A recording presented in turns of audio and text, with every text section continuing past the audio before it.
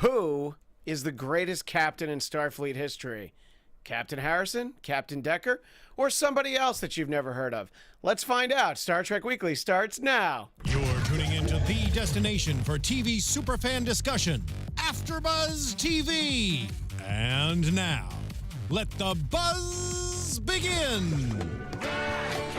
Oh, that's right. With a captain theme, why don't we have the mystery ship? Welcome to Star Trek Weekly. I'm Christian Bladt. You can find me at Christian DMZ. And for those of you watching on YouTube, number one, join us in the chat.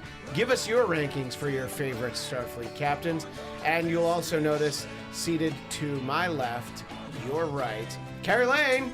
Hey, how's it going? My name is Kari Lane. You can find me online at Kari D Lane. That's Karidlane.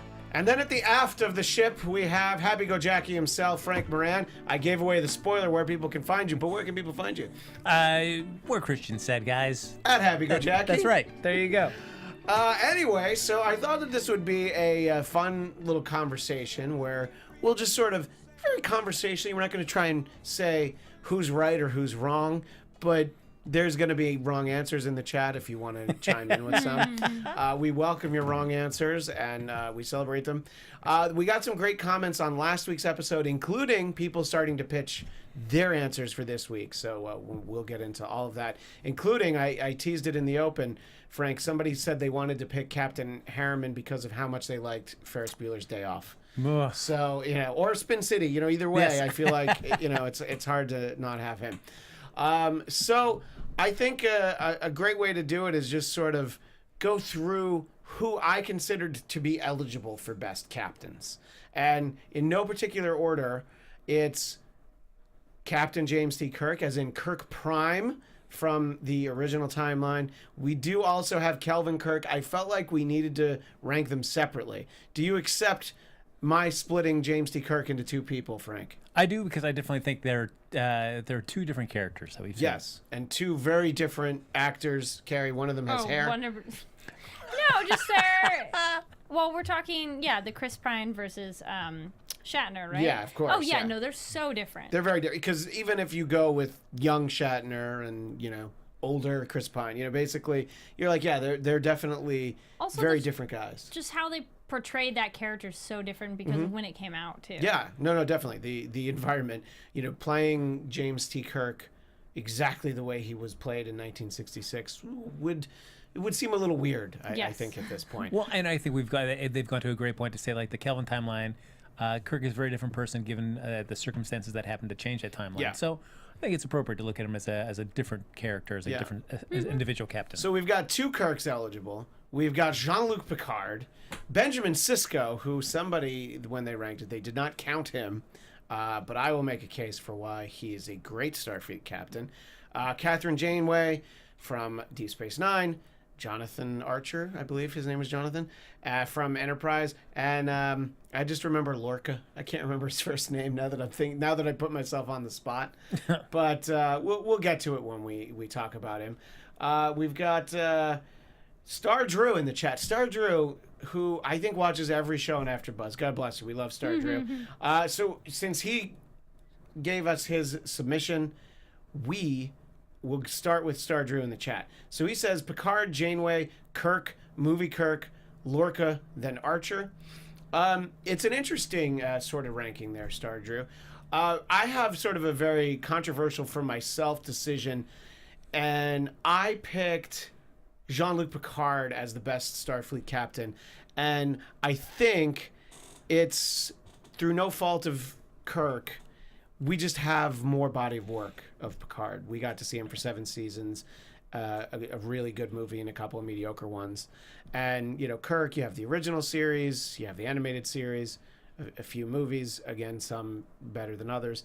And I just feel maybe more comfortable. As a kid, I loved Captain Kirk, still love Captain Kirk. Spoiler alert, he's in the number 2 spot. But I just felt like I just got to know him better.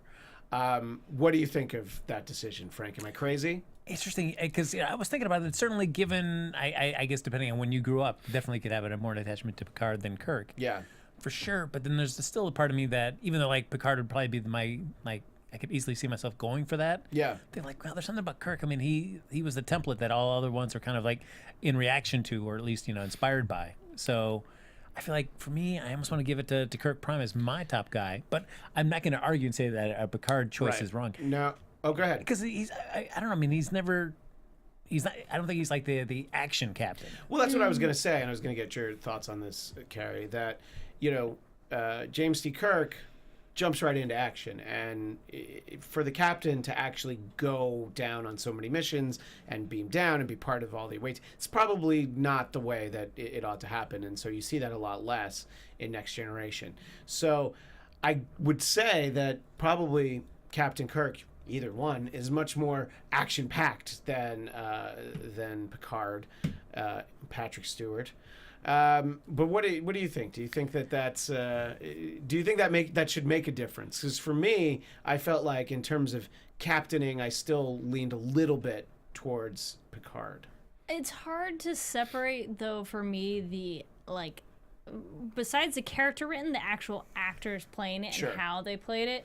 Picard was probably the first one I really started noticing on TV, and just Patrick Stewart has something about him that you're like, I just like you and I want to watch you, and he just has a great charisma. Mm-hmm. I think for me as a kid, the Captain Kirk Prime was a little too cheesy. Like, it was comedic and not necessarily was trying to be funny, so it was kind of like a joke. I did not see enough episodes, though, to really have an opinion on it, but it's just like people made fun of it, kind of a thing. Well, yeah, I think even by the time I saw most of the episodes by the time I watched the original series, and, I talked about this, I think, on our first episode, my mom used to record it at midnight every night because she was specifically trying to get Trouble with Tribbles. But so I ended up seeing all the episodes, and by that point, they were all about 20 or more or so years old. So, it definitely felt dated even then. So I can imagine that, you go ahead a couple decades, it feels even more so. That there's some really great writing on there, but just limitations, budget, and, just network restrictions. It might, come off far less modern than Next Generation, which, of course, also had budget and not network, but studio restrictions. So, I think it was a tough choice. I didn't, because we were talking after last week's show, and I just felt like I was leaning that way, but it wasn't easy. I went back and forth during the course of the week. Who's lost the most crew members? In terms of, if we're speaking better captain, who has kept the most of their team alive? Because that would be a big way to grade someone. It's a big way to judge. If that's your criteria, Captain Lorca's the worst because he lost an entire crew, not our crew that we're familiar with. Right. I don't know. That's a good question. I think that they're probably comparable numbers for Picard and Kirk, wouldn't you? I mean, Kirk lost some more red shirts than probably Picard did, but and if you look at it, it's 3 seasons compared to 7 seasons. True. And then multiple movies for both sets. Do it on average, then. Yeah. Well, if somebody has that average number, please share it with us. That'd be interesting. Because we're into it, but not that deep into it that we computed the... but it's a great question. Because I don't know if I'm looking into it, I'm thinking like, well... I mean, I remember like the first time watching Next Generation thinking like, ooh, Picard's got something to offer us when they do the big episode about the Picard maneuver. Yeah. That was it. Like, oh yeah, I came up with this great strategy to defeat an opponent. Like, oh, all right, Picard's got some tactical skills as well too. But I don't know, there's just something about Kirk and his like he doesn't believe in the no-win scenario. Yes. Yeah, absolutely. That's always kind of just gravitated towards like, oh yeah, I kind of really respond to that. Yeah, no, as a kid I loved Captain Kirk, and there's still a part of me that and I do still love him a lot. I just feel like if I was going to serve on one of these ships, I think I'd be a lot more comfortable with Picard making more rational decisions before he gets broken by the Cardassians and turned into a Borg. But still. You make a good point, though, that, like, Kirk, both versions, or, both ones of them, if you want the more action, he is a far more interesting character in that sense. Kirk is, like... If you want that kind of an action-based show or you want to watch that, then I would put it up there. But I guess it depends what kind of show you want to watch. Yeah, and to the compliment of the series The Next Generation, Riker was a great number one because he sort of was the Kirk of the show, basically, because it's like, all right, the captain's going to stay on the bridge and, I'll get down to the planet to God only knows what he'd be up to. But yeah, go ahead. I also feel like, as we talked about, like, you know, the films, the TV shows, the animated series in the case of Star Trek, for the first series, but there's also the novels that play a key part into it too. Like the novels, I feel like is where I really enjoyed Kirk a lot more. I feel like it's easier to dial down and not worry about when you're removed from the performance of William Shatner, for good or for bad, whatever you think. Yeah, but do you have that in your head though as you read it? I mean, I certainly have the image of him, but I don't read it with Shatner's delivery for that. Yeah. I'm able to set that aside and just appreciate the character for how he's portrayed in the novels.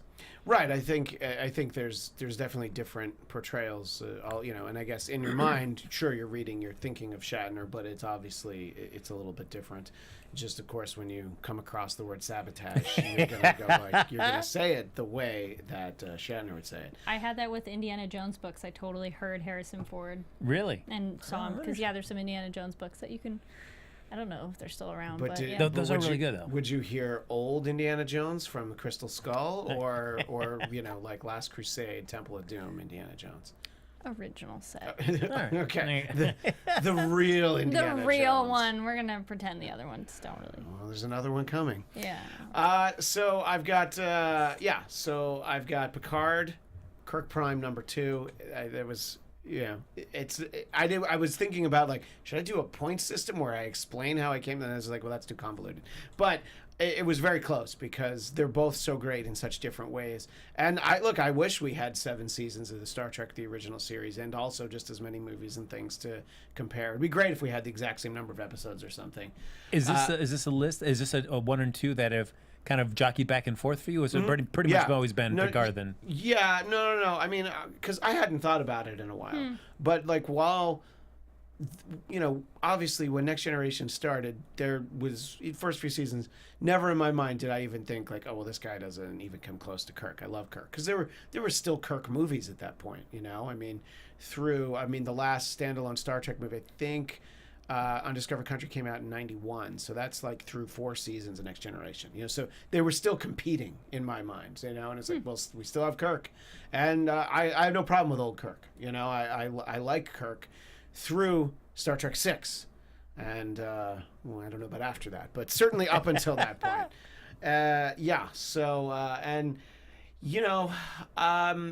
Star Drew says a better debate might be Star Trek Generations, or Voyage Home, Star Trek 4. Not if you're going to compare the two movies as to which one is delightful, wonderfully made, and actually a movie. And Generations, I was sort of following up on some comments in the chat, and it was like all this hype. There's so much excitement. Oh my God, we're going to have Kirk and Picard. They're going to get together. This is going to be great. And what do? Well, they're in the kitchen and they make breakfast. So thank God we got that in that movie. I have not watched that movie in a long time, and I do want to do a whole episode on that. Which one is that one? Generations. And it's sort of the passing of the baton. And it does also include the only appearance of the Enterprise B.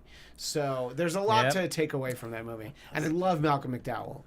But there's a lot to not like about that movie, and I haven't seen it in a while, so I'm probably judging it unfairly. But anyway, back to the case at hand. I feel like I have Kirk Prime and #2, and I put Benjamin Sisko from Deep Space Nine #3. I think he had the hardest job of any of these captains because he had an entire space station to look after. And when the show starts, he's just a commander. Yep. I mean, he gets bumped up in rank, and then also, they do leave the station on the Defiant as the show goes along. But I thought he did a great job. I really liked Deep Space Nine because it was different. And I think I've mentioned that on the show, that it's a completely different setting, and it's not another starship, scouring the galaxy on a 5-year mission. I like the idea that it's like, well, we're here, and stuff's going to come to us, I felt like this is an example also that kind of comparable to Next Generation as well, where it took a few seasons for it to kind of find its footing. I definitely agree with that, yeah. That once it latched in with the Dominion War and Worf comes in and he gets promoted to captain, especially Worf coming in. Yes, yeah. I think that's when the show really gelled. But I do think it was interesting where it's just him coming in is just at least ahead of the space station, even before he's a captain. Yeah. But so he's got this position in Starfleet, but then also for the Bajorans, he's viewed as the emissary. So this kind of religious deity of sorts. Seeing a person kind of straddling that those two kind of roles was kind of interesting for him. And on top of all of it, he had to be a father. That's true. Young Jake. So, and let's not forget the fact that Captain Picard killed his wife when he was Locutus of the Borg. So, that's still from that first episode with seeing Sisko and Picard kind of talk about and him just kind of letting loose on Picard about that. It was still a great scene. Yeah, no, and Avery Brooks is a great actor. I think they did. It was some good casting. It was bold casting because they put an African American there in the captain's chair.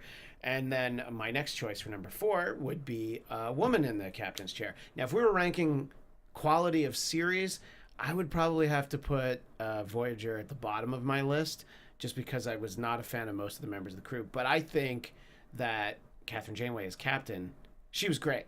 And I think that given that set of circumstances, thrown way over in the opposite end of the galaxy, there's a lot to overcome. And, she was never the problem with that show for me. I always thought that she was good. And I thought that, I don't know, it wasn't one of those, I think in the pilot, you're like, oh my gosh, there's a lady captain. And then by the end of that episode, I wasn't really thinking of it in that way anymore. Yeah, that series is always interesting to me, too, because, certainly the premise is interesting where you get this ship, flowing far across the galaxy into a completely different quadrant. Like, oh, wow, how do they make their way home without, the means of, warp technology? But then I felt like too many episodes, at least for the first season or so, was just like, oh, wait, there's an opportunity, but we need to sacrifice that to help save this other thing. We have to forgo our easy way home. Yeah, and there was definitely like a Gilligan's Island quality to it, where you're like, oh, we're so close, and damn it, Gilligan, why did you go and do that? So, do you feel like that solidified better once it felt like once the Borg became the kind of the main adversary over the course of multiple seasons? Yeah, and I think that adding 7 and 9 actually, I think helped sort of overall. There was just different personalities to play off of.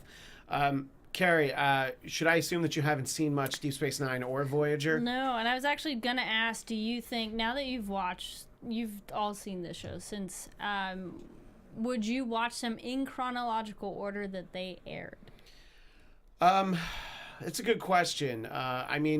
I think if you're looking to get the background, you could start with Enterprise, but I don't love that series. So, I would definitely start with Star Trek, the original series, and you're gonna get some clunker, like monster episodes and things where later in the season the budget's got a little thinner, but there's still some great stories in there.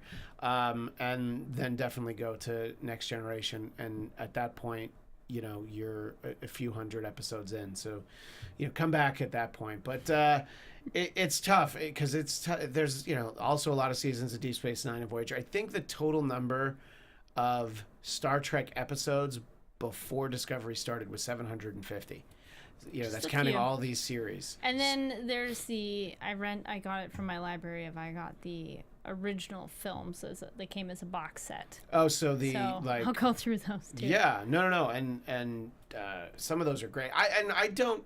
I'm a little hard on Star Trek Generations, but all of the movies have great stuff in them. Like even Star Trek V, which might be my least favorite, there's still some scenes that I enjoy in that movie. Would you also say, though, of how much of the original older films, I think it's only like 1 through 6 in this box set. Those are the only, because those are the ones with the original cast. Of the series do you need to watch before then? Or can they be independent enough? It helps if you watch the episode Space Seed before Star Trek II. But in all honesty, you don't need to. It just helps.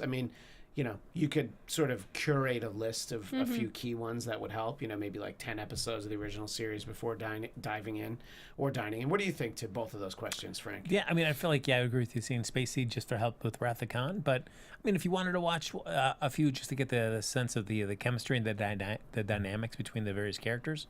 But I also feel like you could just jump into the films and not feel like you're missing anything either. Yeah, I mean, Star Trek 2 is going to be a great movie, whether you've seen Space Seed or not. I'm sure plenty of people saw that movie in the theater. How far in is that episode? I want to say it's episode 19, but I might be wrong. I can look it up while we talk about something else, but I feel like that's the episode number. And then with the, I mean, it's a little different as shows went on, but would you say with the original series, is it more series or serial that each episode really could be I mean, you mentioned maybe next time we'll talk about favorite episodes. How much is the original series meant to be watched chronologically?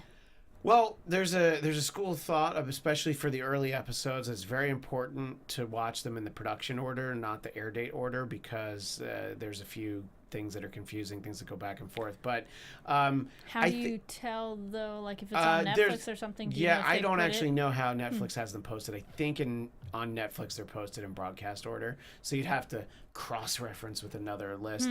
But what I would say is that, you know, I think the first couple definitely are setting the stage for the series, but at a certain point it won't really matter if you watch City on the Edge of Forever before Trouble with Tribbles or Space Seed or, you know, Piece of the Action. Yeah, exactly. Mock Time. You know, just listing some of my favorites. You know, you can, like, all the ones that I just said, you could pretty much watch in any order. You're just going to know the characters a little bit better if you've watched it. But in all honesty, I think that watching the best first is probably the way to go. You know, if depending on how much time you have. There's 79 episodes of the original series. It'll take a little while. It might take a little while, you know. So you might want to just go. But I don't know. What do you think, Frank? Do you think that is what I'm suggesting sacrilegious, and you should, you know, watch as many as you can sequentially and see how far you get? Not, man. You know, I think it'd be one of those things before the days of there's so much media to consume. And as somebody that, you know, if Star Trek is your only passion and your only thing that you live for in life, then sure, yeah. If you want to go down that rabbit hole, then absolutely. But if you have so many different things kind of vying for your attention, yeah, I think it's better just to at least do a sampling and a nice cross section rather than try to do a deep dive. Because I almost thought to watch the first little bits of all of them to get a better feel for all of them. Oh, too. Watch a little bit of each episode from. No. Like for each series set, like watch the first 10 of each thing. I would especially say with Next Generation, don't watch the first 10. I would also probably say skip the first season. Some people feel otherwise, but it gets much better with the start of the second season and hits its stride seasons 3, 4, 5, kind of like The Simpsons. Actually, I've been meaning to. It just is one of those, like, okay, now I have. Well, there's so much, and especially like if you're going onto Netflix as your way to watch Star Trek. How many other things is Netflix going to remind you? Like, you haven't finished The Punisher yet? Hey, remember Stranger Things? Oh, look at all these comedy specials that we have. And, you know, there's just so much. And it's all on the same platform, you know? It's at least when we were watching things on CBS All Access, we're like, well, I'm just here for Star Trek. That's true. Know? So, anyway, those are all great questions. And I hope that those answer the questions for Kari. But if you disagree with me, please comment on YouTube, whether you're watching live or after the fact. Well, Stardrew says 4 weeks worth of media, maybe 2 months. That's right. Yeah, that's about right. Yeah, I mean it's a long time. Everybody kind of has. I'm pretty sure we all have at least a good handful of shows that we watch regularly. This is just something I'll add to my rotation. Yeah, and I think that's kind of the way to do it too. If you try to, even if you're watching other things at the same time, it might start to feel like a slog when you're, you know, looking down the barrel of, oh, well, one day I'm going to watch 750 episodes of all the Star Trek, you know, and... I actually did try to rent I got the movies way back when. I just couldn't... I think I started the first original movie, but I didn't really get into it. You couldn't stay awake? Is that what you were trying to say?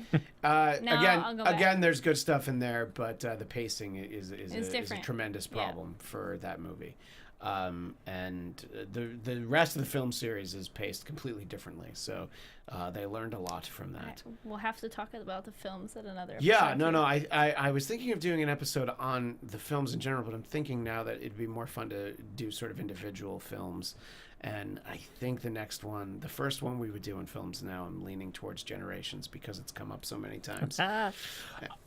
Christian, going back to the Sisko and Janeway, do you feel like Was it Sisko's the Dominion War that really solidified Sisko for you? Yeah, and also as a show having Worf on the show, but yes, just in terms of the kind of decisions he had to make, it was a lot different than the early seasons, and and just that was really, I think, when he basically earned, well, I guess they're not stripes, but the little Pips. dots. Yeah. I think that's really what it was. And with Janeway, it really is just being on her own. And it's like, obviously she had a crew, but I mean, there's no higher ups that she could be like, well, what do I do in this situation? It was so foreign, everything she was doing. Well, because if you look at both of them, I mean, it was Sisko kind of startling like the Bajorans and the Federation to kind of help the Bajorans join them. That was kind of his main purpose on there as well. And then you've got Janeway and a little bit of more of a little microcosm of that. It's with the Maquis and with the Federation, trying to blend those two different allegiances to try to come together to kind of get them home. Yeah, no, I think it's a great point. There's so many different factions to deal with, and of course, just again from an aesthetic standpoint, both Next Generation, so Deep Space Nine got to update the uniforms when the movies updated the uniforms, but Voyager was stuck with the uniforms from when they got hurled to the other end of the galaxy, so they never got to look fancier. No, which at least I like that was a nice touch. Like when they come back, like, whoa, man, things have changed so much. Things have changed. Yeah. This is kind of very more topical, but it's interesting looking at photos for Sisko. So does he have hair and then shaves it and then goatee? Do you prefer one or the other? Because it's a very different look. I think the goatee look was good for a guy who like that better. Dealing with a war, basically. The Man Called Hawk, man. Yeah, exactly, from Spencer for Hire. Yes. And I think that that's more of like a wartime general sort of look. And I think that definitely worked. And, for the tone of the later episodes, absolutely. And I'm sure those were all conscious decisions. Yeah, it's a very different look in those early episodes. Yeah. When that hair came off, I was like, yes, yeah, this is what I've been waiting for. Well, it is interesting when you have shows for multiple seasons how they change up what an actor looks like or not. Yeah, and I mean, that's the most significant. I mean, with Janeway. Yeah, no, that's true. Well, Janeway, looking up her pictures, there's like the bob, which is more mommy bob almost, and then there's like the pulled back look too. Yeah, and then of course on Next Generation, no real change. I think Patrick Stewart stays the same. Right, but for Riker, he has a beard from the second season onward, and you felt like he belonged there more. I don't know what it was, but he just had more authority. I can't imagine him without a beard. Oh, you can Google it. You can look. I know, but I've always known him. I've always known him to have a beard. Yeah, it's jarring. It's one of those. He looks good with a beard. In the series finale, there's a moment when they're traveling back in time. There's a whole thing, but you see our Picard talking to Riker and the pilot, and it's just sort of a full screen of him without the beard, and you're like, oh yeah, that's just weird. So let me finish my list quickly, and I want to let Frank have a list, and Kari, any thoughts you have for the captains you're familiar with. So I put Captain Archer after Janeway. Obviously very important in terms of the lore of Star Trek because he's the first real captain of Starfleet, at least this style of vessel. And I did put the Kelvin Kirk there, and that was another one where I felt like I wanted him to be higher. But then I just thought about how much I actually liked these other captains. So he's not second from last because I dislike the Kelvin Kirk. It's just I felt like I liked these other captains so much more and really got to see a lot more of them. We only have 3 movies of Kelvin Kirk. And I put Captain Lorca at the end of the list only because we don't really know him and I still don't trust him. Especially at the end of episode 9. I trust him even less. So he's just kind of there, just lurking. He could end up being a great captain at some point, but I don't know. I don't trust him. And my honorable mention, I went with, of course, Captain Christopher Pike, who we only really know from the original pilot, The Cage, and, in the 2-part menagerie, he doesn't have much to say except for 1 blinking light or 2 blinking light. But it's fascinating to see the original pilot carry it's called The Cage, because the show would have been very different. It was almost like, to compare it to TV at the time, it was they were going for more of like like a sea hunt voyage beneath the sea, as opposed to like Gunsmoke, which is more like what it ended up being. It was a little bit more. It was a little too cerebral, I think, for network television in 1966 or 2017. By the way, I think that original approach wouldn't have worked. But what do you think of the costumes from the original pilot? I kind of like them, actually. Yeah, I think that. I'm not a big cosplayer, but I always felt like the Cage costumes I could get behind, And, I definitely agree with that. For some reason, they actually just look more comfortable. Than, that's true. They feel like they breathe better. It's like, all right. Yeah, and I think that the Next Generation costumes are at least the original, like, first few seasons, because... Patrick Stewart's always pulling his down. There's just something about the way that they bunched up. Yeah. So they look very uncomfortable. Anyway, Frank, I kind of filibustered a lot. No, but we also went down some little fun side avenues. Yeah. So I want to get your list, and then we'll get some of Kari's thoughts on some of these characters. I'm sorry, before you transition, have you guys heard of Star Trek Continues? I have heard that it is, that's a fan-made series? It's a fan-made series. Yeah. And I've watched, I think, a couple episodes. I've met the lead actor, Vic Mignogna, who's a voice actor. Mm-hmm. And so it's interesting, though, because with this fan series, they do it very much in the vein of what the old series looked like. The acting style, almost like pretty much it's as if it kept going. Mm-hmm. But I'd be curious on your thoughts. Have you seen it? I think it's pretty well made. There have been a few series like that are sort of like fan made series. And I knew somebody that was on one that's not this one, and I think even the picture quality looks like they were the one that I watched, which this was like 12 13 years ago if I think about it. There just wasn't that much money behind it, and the acting, including the person I know, to be perfectly honest, she's not watching. It was tough to get into, so it probably soured me on it. But I have heard of this one, and I've heard that people do like it. But we can certainly dive in the future. Yeah. And are they just picking it up from like season 4, so to speak? I don't remember the specific details, but it just said, I think it just picks up kind of where it left off, actually. All right, so Frank, let's get your ranking, and then we'll save plenty of time to talk more. I mean, for me, I'm going to go, as we were talking about with Christian and his list, I feel like, I got to give it up for Kirk Prime just for being the originator. It's not the wrong answer. No. It's, I mean, and probably because I have such a tremendous soft spot for Wrath of Khan. That right there is just... And so, I mean, that's everything that I want to see in Kirk right there. Is just, the no-win scenario is just the way he just kind of bends the rules, twists, has a lot of different plans and game plans. And angry Kirk. Kirk. And then the heartbreaking Kirk too, where where he finally confronts his the no-win scenario. Yeah. And he loses his best buddy. No, I definitely agree, and that's why we'll definitely be doing a whole episode on Wrath of Khan, because of just how rich the story is in the character development, not just for Kirk, but he's certainly the star of that movie, more so than really any of the others. Yeah. Picard, he is great too. I mean, sure. I've never, as we're talking about, I never see Picard as like the action captain, but he's put in situations that would be weird to see Kirk in and portray. So, like, I can't imagine like Inner Light with Kirk as opposed to Picard. That would be a really different episode. Yeah, I mean, there's very few that you feel like for either series that you could interchange them. Like, oh, well, what if you have Picard in this one and Kirk in that one?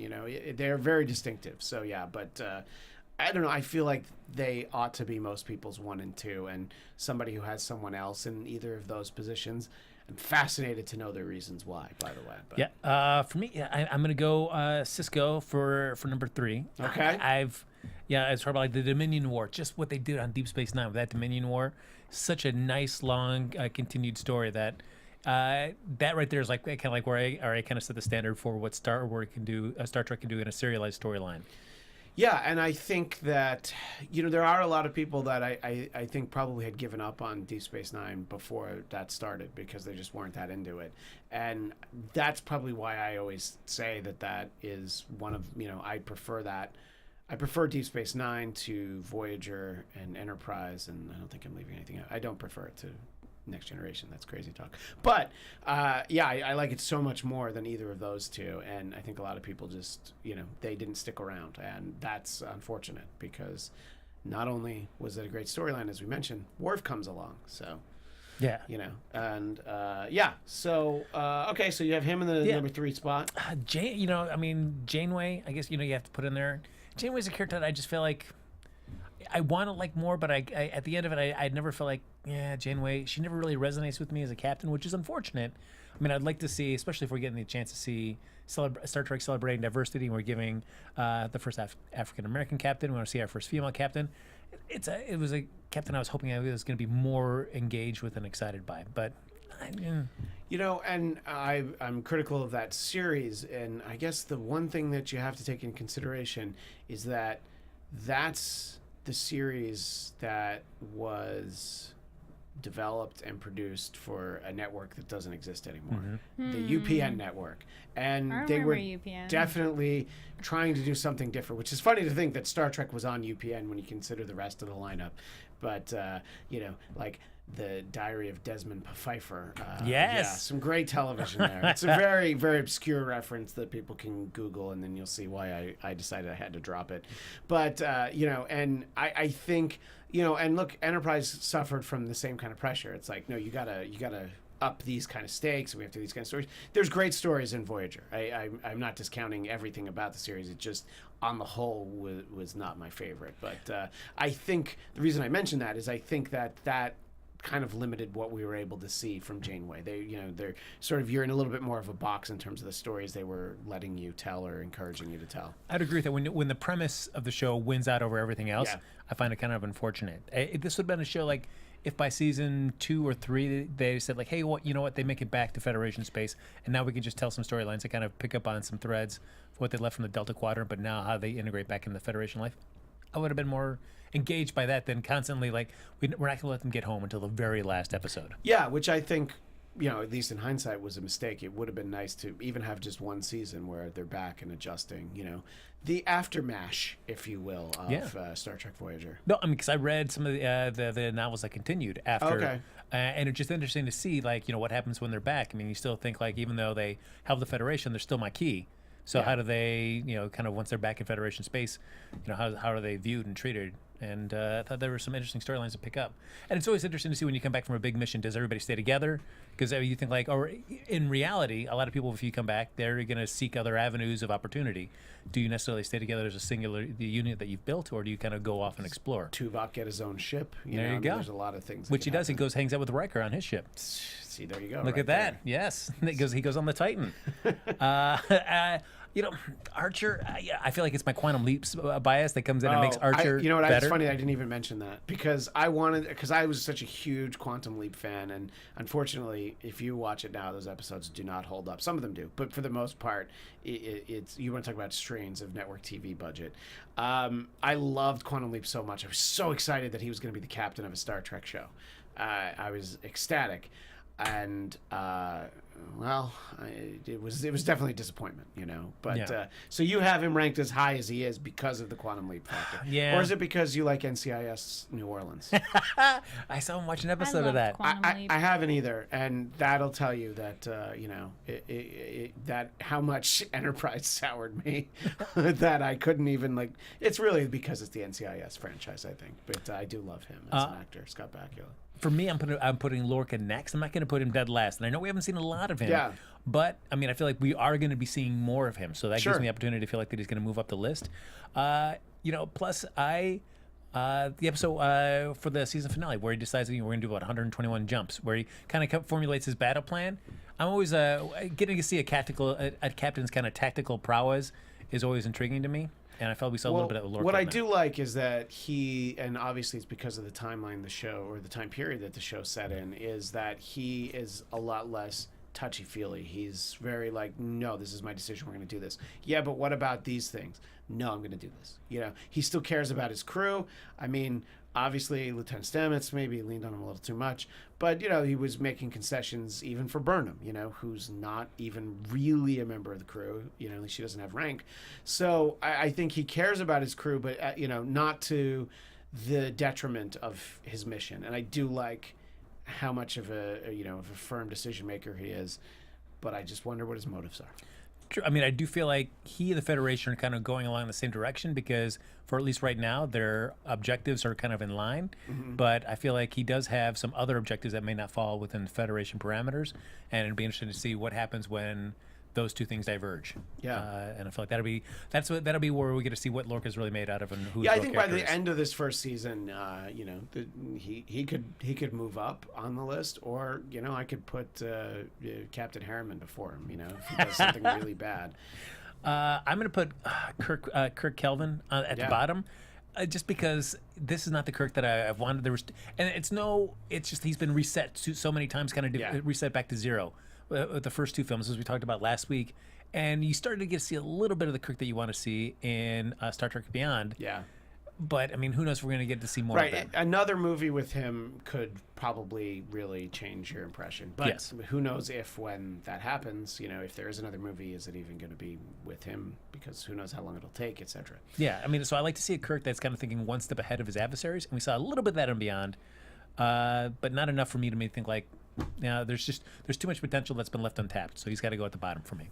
Again, he was second from the end for me, and I feel like that's kind of where he belongs because there are, and look, even though I didn't love Enterprise, I do think that Archer, obviously a great captain. So Kari, as you hear us talk about all these captains that you haven't seen shows for, which one sounds like the one you're more interested in? Like, I kind of want to see more of Captain Blank.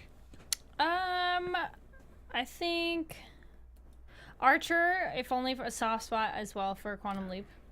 But Dean Stockwell never shows up in the show, so Al's not there at any point to help him out, which is so funny because, again, this is not Quantum Leap Weekly, but let's talk about the fact that I'm holding a device in my hand right now, which has a lot more information literally at your fingertips than Ziggy, which Al would use to sort of answer all of Sam's questions. So it's just funny to think about a TV show that started in 1989 versus now, like what the future is going to be like. But anyway, so Sisko sounds like an interesting character with all the different plot lines that could happen with that. Because I was going to say, I only really know the two Kirks, Picard, and then Lorca. Yeah. But I almost have a 5 there. For myself, I would probably put Picard, if only because he seems the most captainly. I haven't seen a ton of episodes, so I don't have a lot to base it on. But from what I've seen, he seems the most like, I'm like, yeah, that's a captain and in charge. I do think more action would be better, but I do think as a good captain, you probably don't want to run on every mission because you need to stay alive. Yeah, so I think that's really the key. I'm like, right in between there. I like Kirk Kelvin a lot, though, but I don't have that same attachment to previous Kirk, so I'm not quite the, oh no, you're not that one.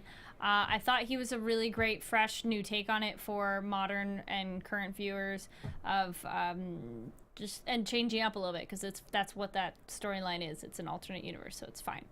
Or alternate timeline. Correct. So that one's fun. And then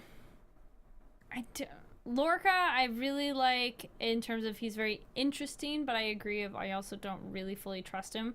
But he does seem to have a good head on his shoulders in terms of getting a mission done. But he also is I'll do whatever it takes, which may or may not be at the expense of his crew.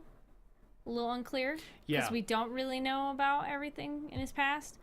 And then original Kirk, I really like him, but again, I need to see the original episodes because for me, it's more like he's almost, it's not, I can't take it seriously enough that I'm like, yes, he's a captain. So I need to watch. Well, there you go. And by the way, Frank, did you have an honorable mention? Because there was a sub list. I'm torn between Decker and Harriman. I mean, Decker from Motion Picture? Will Decker. Yeah, okay. I mean, but certainly I feel like if you look between the two of them, Will Decker, he's almost so set up to fail because, I mean, the Enterprise is supposed to be his, and then, there's Kirk just hanging out there, and he's like, I shouldn't have taken this test job. So he kind of steps on his toes. So I'm going to have to go with Harriman. I mean, I feel terrible because he's portrayed as such a buffoon in Generations, and I do like the novel that takes place after that, where he feels like, yep, I'm the guy that killed Kirk, and that's like his reputation around the Federation, how he tries to I've got to get past this, and how do I kind of prove to everybody that I'm not just the person that killed Kirk on his watch, but I'm more than that. So it was an interesting novel, but I feel like I got to give it for Harriman. He's probably my least favorite.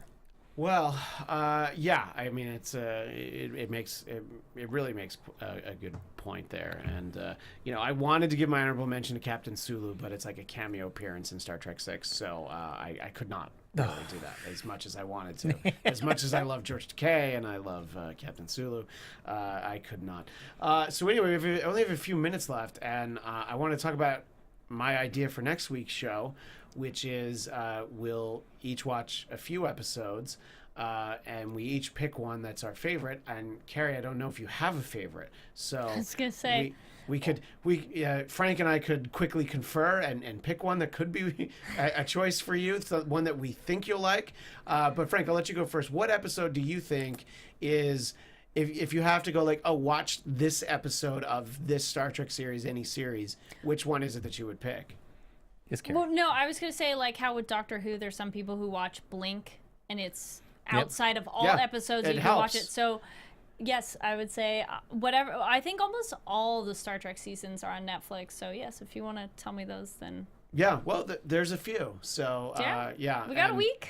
Yeah, and although picking Doctor Who, it's such a much more confusing show from episode to episode and Doctor to but that's why Blink is nice, because it's very self-contained. Yeah. So there must be some Star Trek episodes where it's like, nah, you don't have to know where they are in that. Yeah, I mean, you could... It's a standalone. There we go. You could watch Next Generation Below Decks or whatever it's called, where the main cast isn't even really in it. It's just about the people who are the grunts. But anyway, what were you going to isolate? I mean, if I think I mentioned it already this episode, but it's certainly one that always springs to the top of mind is Inner Light. That's always a good one from Next Generation. So I was torn between that or, because I know it's on your what your pick is, but I was thinking Trials and Tribulations. Just to see. Oh, you mean the Deep Space Nine episode? Yes. Yes, because my pick is The Trouble with Tribbles, and I wanted my pick to be City on the Edge of Forever because it makes me seem like classier and more enlightened. But at the end of the day, Trouble with Tribbles is my favorite episode. And I think it's a really important episode because it's the funniest episode, and there's not a lot. Like that and Piece of the Action are the two that come to my mind. As the ones that are actually funny, and many episodes are not even remotely funny, but those ones are actually written to be that way. So Inner Light is a great choice, and I know that Trials and Tribulations it's an episode of Deep Space Nine where they go back in time and they are inserted digitally into the episode Trouble with Tribbles. But if I was going to pick a standalone episode that I think really embodies and is considered by many people that are, again, more enlightened than me as the best episode of Star Trek, I would say City on the Edge of Forever, because it's such a great story that I feel like you really understand our characters based on that one episode. Do you think that's a fair choice? No, that's true. Yeah. Yeah. So I basically just assigned an episode to you, Kari. But I think when you watch it, you'll be like, okay, well, this was a good one. So, and you know what? Maybe Kirk Prime... we'll come back up. Yeah. If you watch that. So, all right. So that's what we're saying for next week is what we would like people to watch is Next Generation, Inner Light, Star Trek, the original series, City on the Edge of Forever, and Star Trek, the original series, Trouble with Tribbles. And please let us know what your favorite episodes are. There were a lot of great comments last week to our episode about whether or not the J.J. Abrams movies were garbage. And there were most of the people that, kind of agreed with us, except for Brian Wigglesbait, who said every movie J.J. Abrams makes is complete garbage. He's made a career of bastardizing beloved franchises. I think his Mission Impossible movie, the Mission Impossible 3, was actually great. So I don't know if I agree with that. Anyway, and there were some great rankings, and, we had a great debate. Very quickly, J-Boy went Kirk, Picard, Janeway, Lorca, Archer, and his honorary mentions were Decker and Pike. And he is the one, J-Boy, who said that Captain Harriman, because he loved Ferris Bueller's Day Off. I wanted to make sure I got that in there because that made me laugh out loud when he said that. Anyway, we are out of time. Tell us if we're wrong. and that if we've picked badly for who the best captains are, and for what we picked as 3 episodes that everybody should watch before next week's show. But until then, you can find me at Christian DMZ. And Kari, where can people find you? Yeah, you can find me on Twitter and Instagram at Kari D Lane. That's KARIDLANE. And you can follow me on Twitter and Instagram at HappyGoJackie. All right, well, we will talk about those episodes, but let us know between now and then what your favorite episodes are. You can pick one for each series, however you want to do it. Just go ahead and leave it in the chat on YouTube. And Kari, what do they do if they're watching on YouTube? You guys comment down below. And don't forget, a thumbs up. That's it, the thumbs up. Thanks so much, everybody, and live long and prosper. From executive producers Maria Menounos, Kevin Undergaro, Phil Svitek, and the entire AfterBuzz TV staff, we would like to thank you for listening to the AfterBuzz TV network. To watch or listen to other after shows and post comments or questions, be sure to visit AfterBuzzTV.com. I'm Sir Richard Wentworth, and this has been a presentation of AfterBuzz TV. Buzz you later. The views expressed herein are those of the hosts only and do not necessarily reflect the views of AfterBuzz TV or its owners or principals.